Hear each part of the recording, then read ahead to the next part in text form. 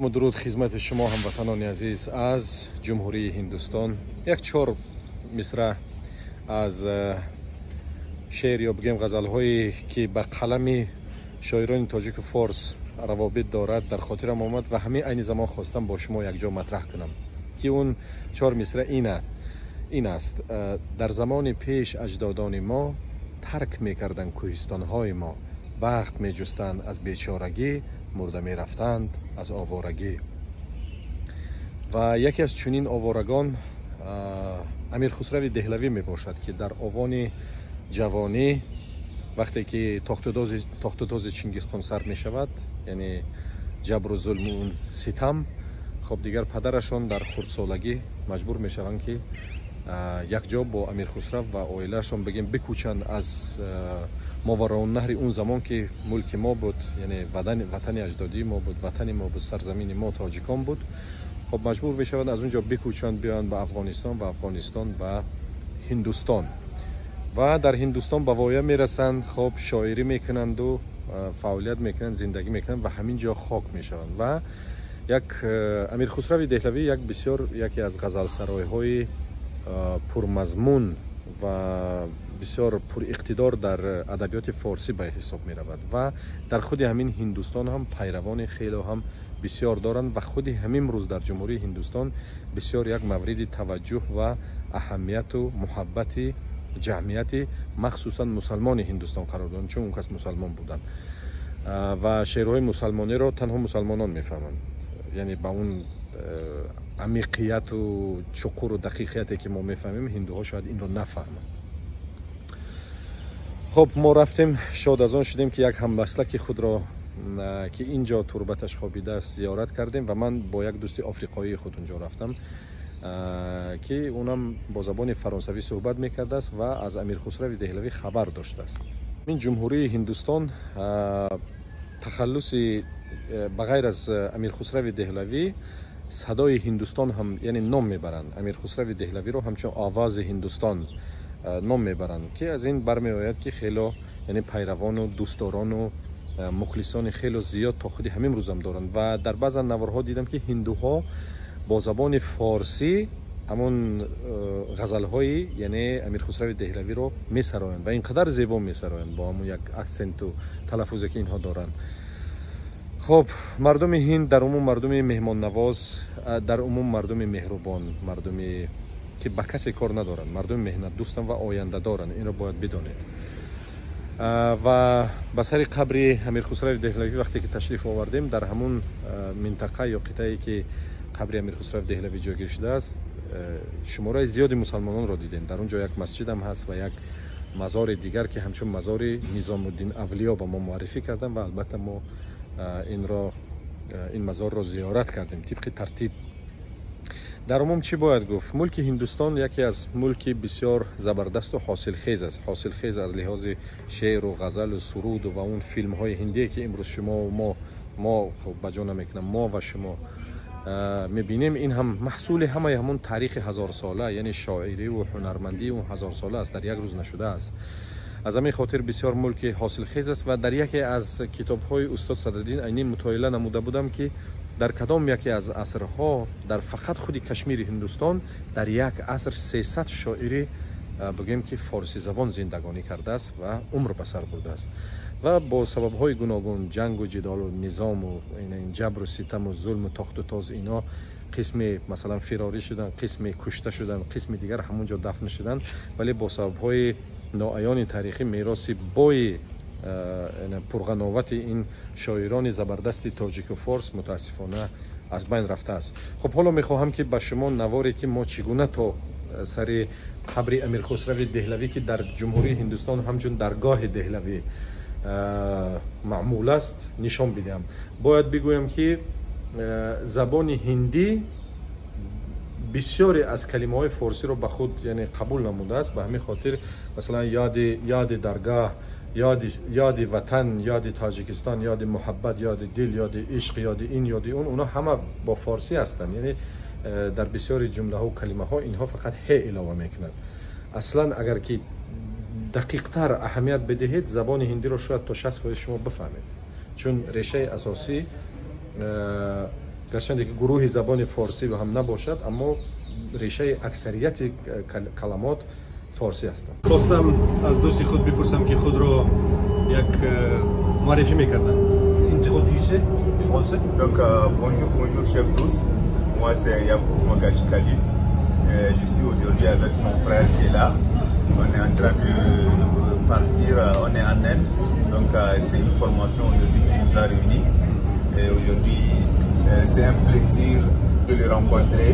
C'est également un plaisir qu'il soit mon camarade. Donc on est là ensemble, on est en train de vouloir visiter la ville. Oui. On va aller visiter un peu, checker, voir vraiment les bons points de la ville. Ça fait plaisir, ça fait plaisir. Je vous aime tous. Merci. Merci beaucoup. تشکر به اندازه. خب کوتاه ترجمه آن چیزی که دوستم گفتن که خب یعقوب مگاش کالیج هستند از کشور نیجر. خب با دوستشان از تاجیکستان اون چیزایی که ما گفتیم زیارت میروند و همه اون معلوماتی که دوستشان یعنی من به شما درخواست یعنی بیان کرده بودم هم فکر هستند و عین زمان ما میرویم و زیارت امیر خسروی دهلوی. در تاریخ انسانیت ما تاجیکان و فارس ها اولین ملتی هستیم، اولین نفرانی هستیم که اعلامیه حقوق بشر را انتشار نمودیم. یک کوروش کبیر و اون نمونه اعلامیه یا تندیسی همین اعلامیه بگیم در باغ کوروش کبیر در شهر دوشنبه امروز گذاشته شده است و آفریقا که از این امپریالیستان و دیگر قطعه‌های عالم قسمت‌های عالم جبر و ستم و ظلم دیدن نمیتوانند با ما دوست نباشند، چون ما انسان‌های هستیم، نفرانی هستیم که اولین مراتب در تاریخ انسانیت درباره حقوق بشر، یعنی انسان چه حقوق‌ها را دارد و کدام حقوق‌ها را ندارد سخن رانده ایم. از همین خاطر دوستی ما как на русском говорят, наша дружба оправдана. ما با دوست خود در پلتفرم مترو قرار داریم، یعنی زمان انتظار یعنی قطاره هستیم. باید به مرکز شهر برویم و از اونجا ریکشا را کرایه کنیم و برویم به سر آرامگاه خب پیر معانی امیر خسروی دهلوی.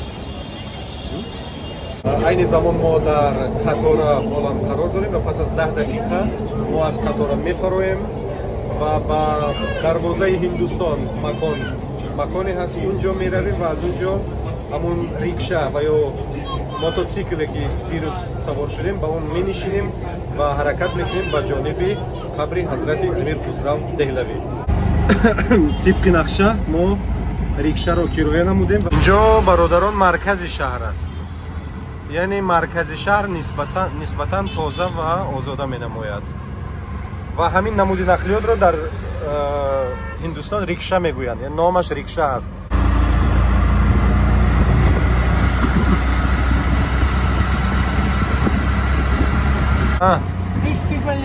بزرگان ها?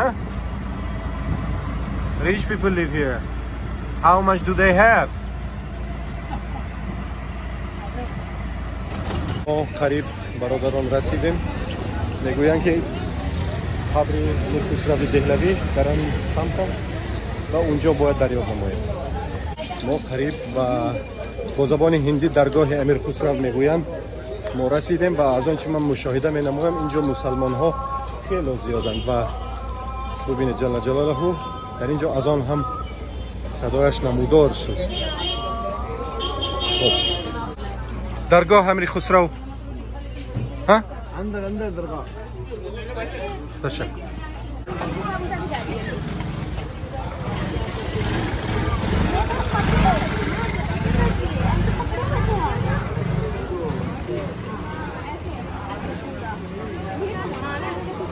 Brother, درگاه امیر خسرو.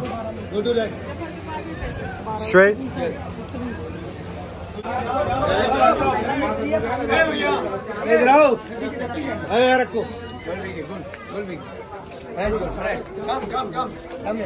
این چیه؟ گله. گل. 5 گل. گل بگی. گل بگی گل.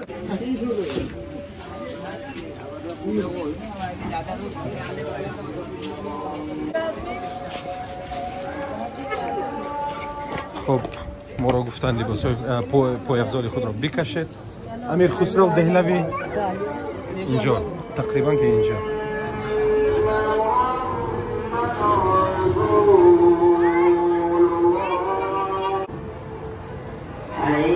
بسم الله الرحمن الرحیم.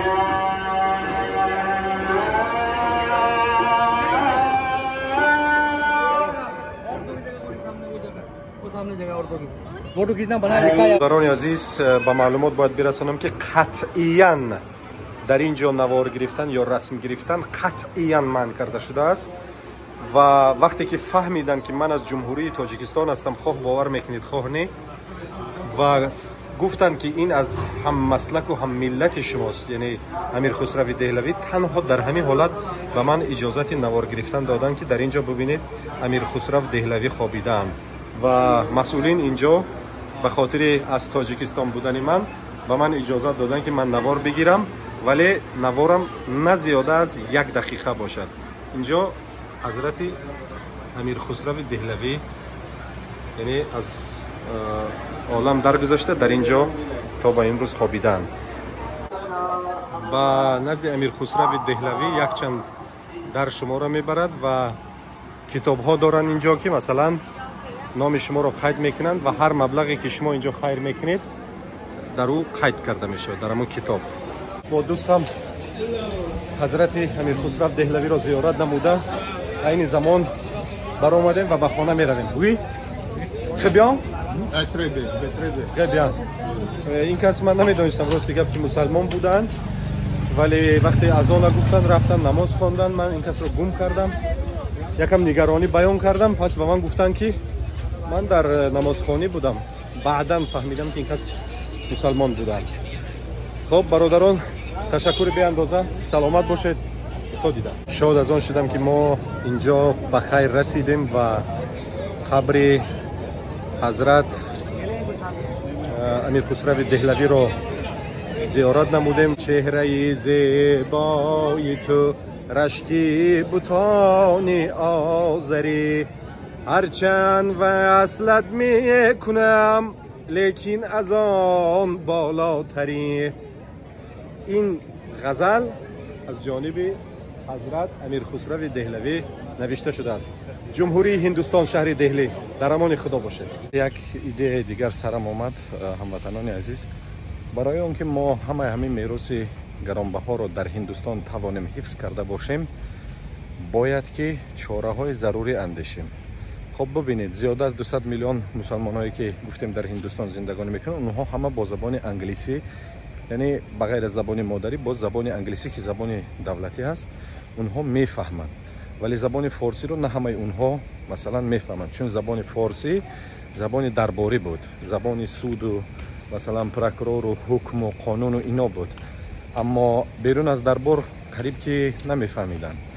و یکی از خطاگی های اساسی همون شاهنشاهان زمانی که مثلا تا 300-400 سال اینجا حکمرانی کردن همین بود که از لحاظ من، از نگاه من البته، زبان فارسی را زبان عاموی نکردن.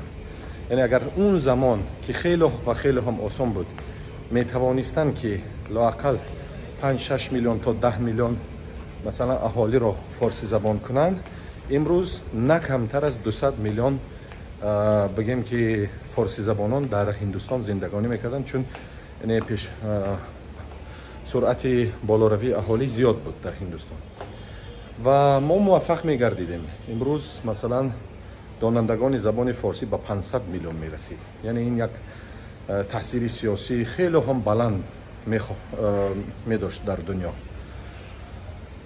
اما چون اینا زبان فارسی نمیفهمند باید ما با امید افغانستان با امید ایران نشویم، چون اونجا حوصله مثلا این شاعران رو ندارن. یگانه میمونه فقط تاجیکستان، یعنی یک شعله فقط من فروزان. Tajikistan, yes. How are you, bro? I love Tajikistan. Tajikistan, my friend here. Very nice friend. Thank you. Thank you, Tajikistan. Thank you. See you.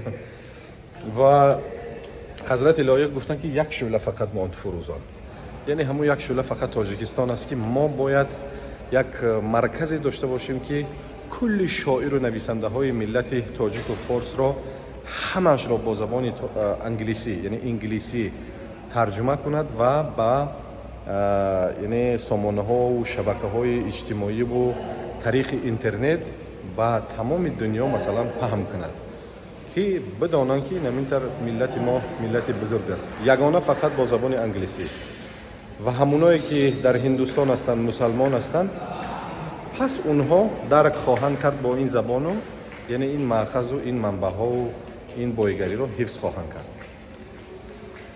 ببینید شاعر و نویسندگان ما طبق قید کردیم در 4 گوشه عالم پهن شدند و راجع به واخوری خود با یکی از نبیرگان میر سید علی همدانی که اون قسم در همین کشمیر هندوستان زندگانی میکردن و از اینجا هجرت کردن رفتن به شهر کولاب و اونجا خاک شدن یعنی پراکنده هستند و یگانه امروز امکانیت رو من میبینم در زبان انگلیسی و دویم در زبان باشد روسی که تمام دنیا بفهمد بداند و اینها به خب ورطه فراموشی نروند. تشکر.